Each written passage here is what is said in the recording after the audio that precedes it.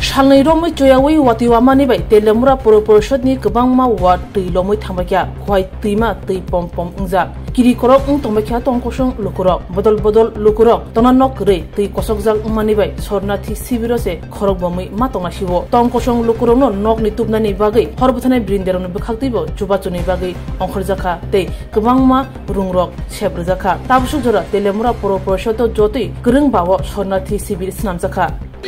Actually जेहेतु रात्र থেকে এটা শুরু হয়েছে এবং দুদিনের ভারী বর্ষণ চলছে গতকালকে সারা দিনই বর্ষণ হয়েছে তার ফলে যে বন্যা বা প্লাবিত অঞ্চলের যে পরিমাণটা সেটাও বেড়ে গেছে এবারকার সময়ে আপনারা জানেন আমাদের তেলিয়ামুড়া পৌর পরিষদ এলাকার এখানে 8, 9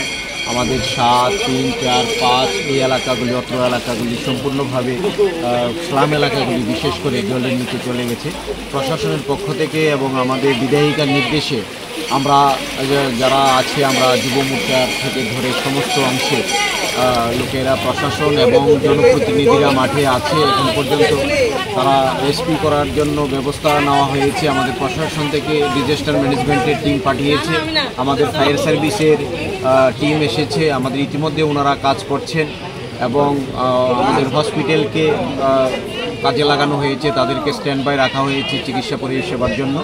এবং এখন পর্যন্ত আমরা 6 থেকে 7টি আমরা ছোট বড় মিলে আমরা সেন্টার এখানে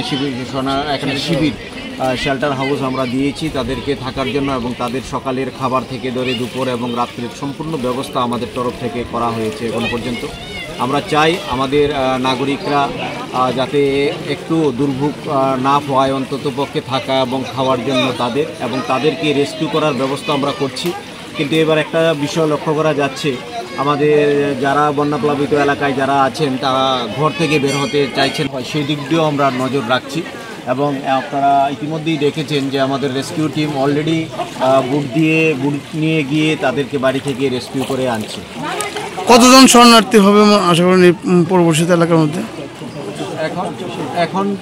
500-600 মতো আমাদের কাছে কাউন্ট আছে সেটা বাড়তেও পারে পরবর্তী সময় 500-600 এখন পর্যন্ত হয়ে গেছে কারণ বিশাল একটা এলাকা আছে এর মধ্যে অনেকের আত্মীয় স্বজনের বাড়িতে গিয়ে থাকছে তা না হলে এটা কয়েক হাজার হয়ে যেত সম্পূর্ণ এলাকায় এই এলাকাগুলি আচ্ছা এই যে বন্যার প্লাবিত এলাকার পৌর এলাকার মধ্যে আগে প্রশাসন তরফ থেকে মাইক যুগে কি জানানো হয়েছে কি প্রশাসনের পক্ষ থেকে আমাদের মহকুমা প্রশাসনের পক্ষ থেকে অ্যাকচুয়ালি প্রত্যেক বছরই জানানো হয় সেটা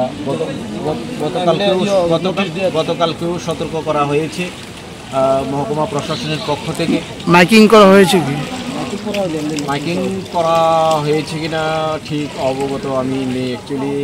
আমার শরীরটা খারাপ থাকাতেও কালকে আমি ঘর থেকে বেরোতে পারিনি জ্বরের মধ্যেও এখন আমি আছি এখানে সেই জন্য আমার গোচরে আসেনি কিন্তু আমরা আমাদের যে টিম আছে তাদের দিয়ে আমরা প্রত্যেকটা এলাকায় রাত্রি থেকে আমরা তাদেরকে সতর্ক করার আমরা চেষ্টা করেছি আমাদের যুবক ভাইদেরকে দিয়ে 20-তে একটা ফোন এসছে যে জল মানে খুব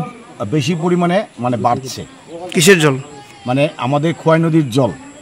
আমরা সঙ্গে 3টা 20-এর পরে আমাদের মোটামুটি আমাদের কর্মীদেরকে আমরা ফোন করে দশমীঘাট শান্তিনগর নেতাজিনগর তোমার নেতাজিনগর 8 এবং 9 আমরা সবখানে আমাদের কর্মী আমরা গিয়ে এই জলের আমাদের এই মানুষদেরকে বাঁচানোর কাজ আমরা শুরু করেছি সঙ্গে ত্রিপুরা সরকারের আমাদের টিএসআর থেকে শুরু করে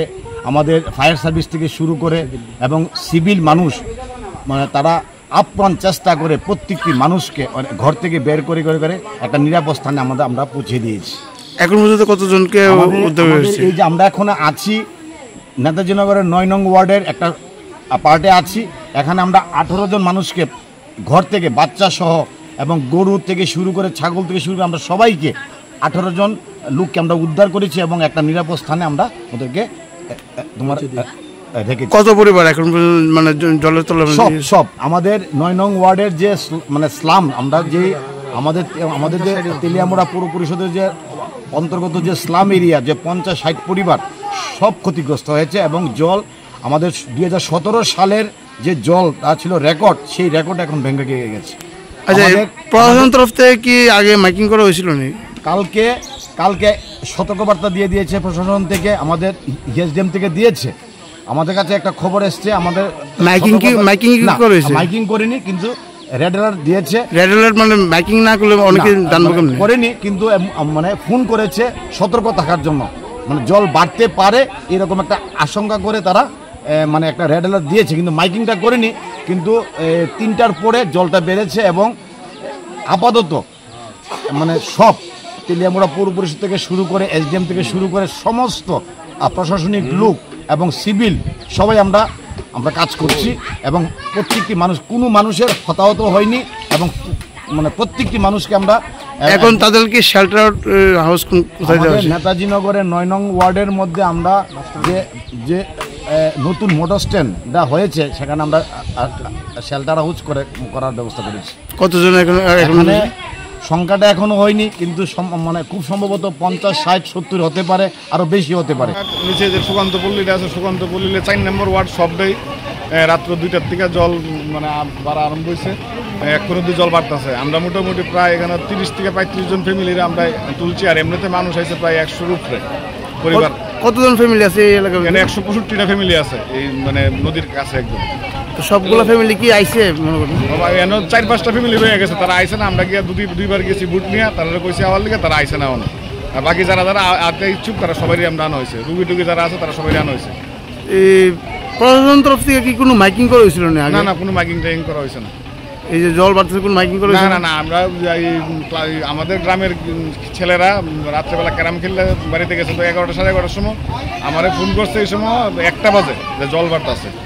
তো অনেক গ্রামের যারা আছে যুবকরা সবাই মিললে বাইরেছে গ্রামের মধ্যে, সবাই খবর দিছে যে মানুষ যাতে তাড়াতাড়ি বাইরে আইছিল। এখন তো মানে এসডিএম তরফ থেকে কোনো মাইকিং এখনো করা হয়েছে? না, কোনো মাইকিং টাইকিং করা হয়েছে না। এসডিএমতে আমরা এনডিএফে ফোন করছি, ইলেকট্রিক অফিসে আমরা ফোন করছি, কারণ ইলেকট্রিকের জ্ঞান যুদ্ধ হয়েছে, কারেন্ট যে কোনো সময় শর্ট হইতে পারতো। ভোর 4টার সময় ইলেকট্রিক লাইন কাট হয়েছে। এখন পরিস্থিতি কিরকম? পরিস্থিতি জল তো বাড়তেছে, অন্তত ভিতরে আর ঢোকা যেতেছে না, বুট নিয়ে ঢোকা যেতেছে না, প্রচন্ড সুর, জলের সুর। এখন কতজনের মতো মানুষ আটকে রয়েছে মনে করেন? ধরেন মিনিমাম 5 থেকে 6 পরিবার আটকে রয়েছে। তারা কইছে আইতো, তারা আইতেছে।